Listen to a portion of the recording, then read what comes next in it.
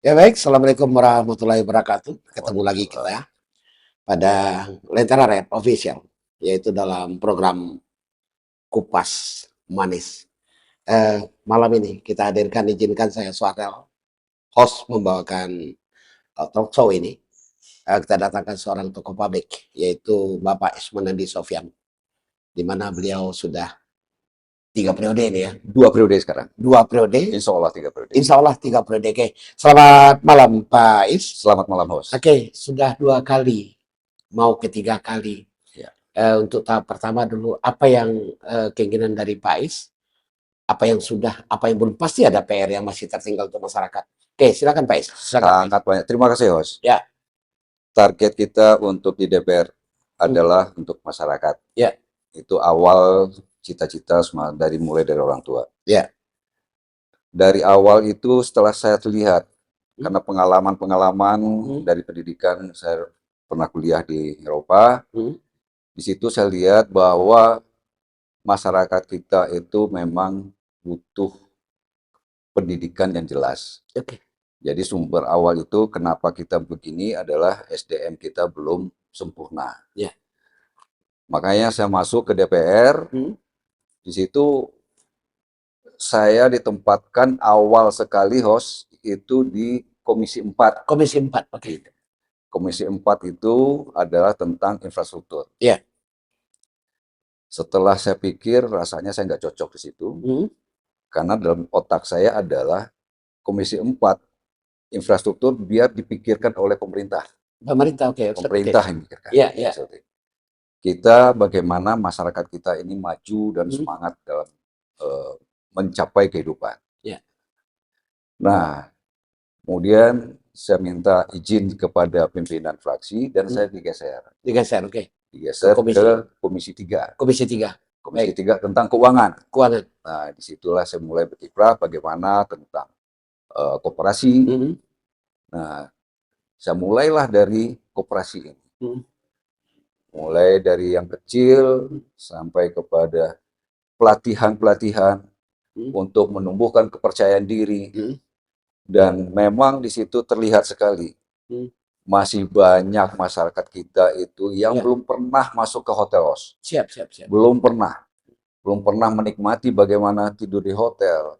Contohnya waktu masuk hotel untuk buka pintu nggak bisa. hmm, oke, Nah, sampai maghrib saya lihat ibu ini masih di depan pintu. Kenapa Bu nggak bisa?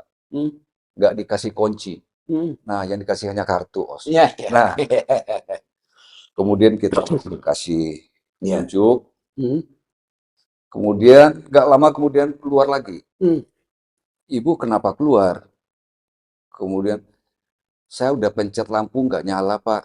hmm, Nah, kemudian kita ajarkan lagi. hmm, Kartu masukin baru ya, bisa lampu dinyalain. ya, ya, ya, ya, Di situ saya terenyuh sekali. hmm, Masyarakat kita belum bisa menikmati hal-hal yang seperti oke, apa yang dinikmati oleh petinggi-petinggi kita. ya, Nah, disitulah saya memulai bagaimana supaya menumbuhkan hmm, kepercayaan diri dari masyarakat kita. oke, Menumbuhkan kepedeannya bahwa inilah saya. ya, ya, Ikut pelatihan, dan saya janjikan untuk bisa studi tiru. ya, ya, Studi tiru keluar hmm, Jawa naik pesawat. ya, Yang belum pernah mereka impikan mereka naik pesawat. oke, baik, Di naik pesawat itu juga ada salah satu cerita yang luar biasa. hmm, Dan ini menumbuhkan motivasi bagi kita semua.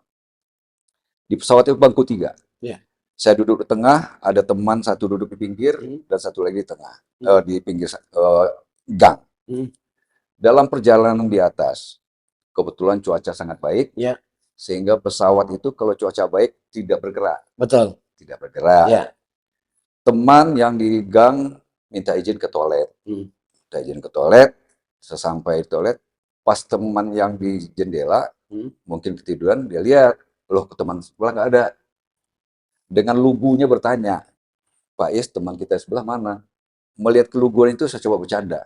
Oh, dia sudah turun. ya, ya, ya, ya, Dia lihat jendela, hmm, memang pesawat tidak bergerak. iya, Dia berdiri, dia mengambil barang. iya, Tapi dari situ setelah saya jelaskan, sekarang orang tersebut telah menyelesaikan master sarjana hukumnya. Hmm.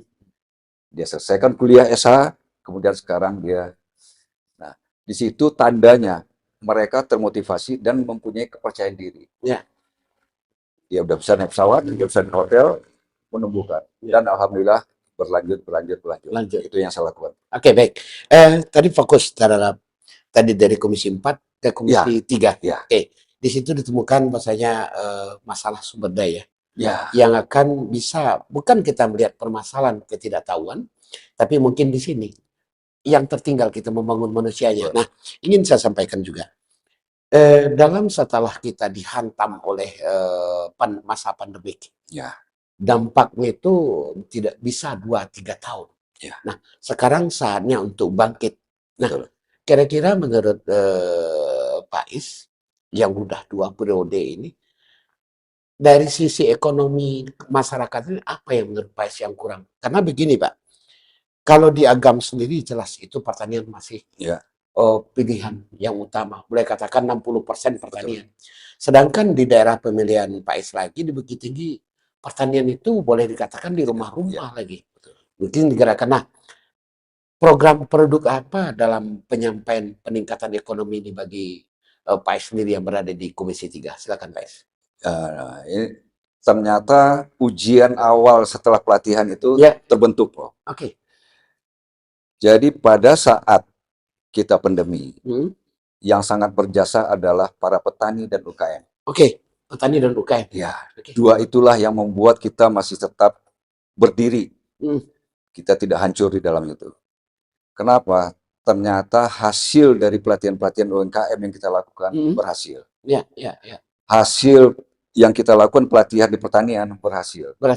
Jadi petani-petani itu, Mas Os, saya bawa ke Padang, saya ikut pelatihan mereka 6 hari, kemudian mereka dibekali dengan segala macam teknik pertanian. Alhamdulillah hasilnya luar biasa. Sehingga di situ kita bisa kuat dalam pandemi. Kita tidak goyah karena terbantulah dengan pelaku UMKM dan pertanian. Nah, di situ saya jujur mengatakan kepada masyarakat, berterima kasihlah kepada petani dan para pelaku UMKM. Beliaulah yang menyelamatkan bukan hanya Sumatera Barat, tetapi Indonesia. Baik. Oleh pelaku-pelaku itu. Baik. Di situ kan terlihat bahwasanya Pak Is arahkan untuk pertanian tidak terlalu modern, tapi bisa diterima, meningkatkan dari hasil produksi. Nah, di situ mungkin timbul suatu asumsi. Bagaimana trik untuk mengangkat ekonomi ini dengan UMKM, dengan pertanian, dan sebaiknya seperti apa dilakukan? Sekarang kan ada seperti seolah-olah membagikan duit poker gitu loh. Nah, ini bukan masalah lata-lata tidak, tapi tepatnya menurut Pak Is seperti apa? Silakan Pak Is. Ya, jadi gini, host, saya tidak pernah memberikan uang. Baik. Dan saya tidak pernah memberikan tentang perorangan. Baik. Hanya berupa suatu kelompok. Dan petani-petani tidak saya berikan dengan cara tradisional, tapi secara modern. Jadi saya bantu petani dengan peralatan modern. Mulai dari, walaupun sampai kepada jonder pun saya bantu. Harga yang ratusan juta, saya bantu petani. Karena lihat lokasinya rata, kita bantu. Alhamdulillah, dari hasil mereka setelah ikut pelatihan, kemudian ditambah dengan peralatan-peralatan yang modern, hasilnya luar biasa. Baik. Ada 2 opsi. Di dalam sebenarnya penyaluran poker tersebut, kita melihat efektivitasnya. Nah, kalau dilihat sekarang Pak Is lebih cenderung kepada memberikan kail daripada memberikan umpannya. Nah, ini treatment seperti apa yang akan Pak Is lanjutkan? Silakan. Ya, pastinya tentang pelaku-pelaku di daerah kita. Jadi saya coba untuk meratakan semua lini Sumatera Barat ini bangun, khususnya untuk Bukit Tinggi dan Agam. Bukit Tinggi Agam kita terkonsentrasi pertama UMKM, pertanian dan pariwisata. Pertanian dan pariwisata. Sedikit. Apakah ini Pak Is lakukan saat maju lagi atau dari 2 tahun yang lalu, udah dari periode yang lalu?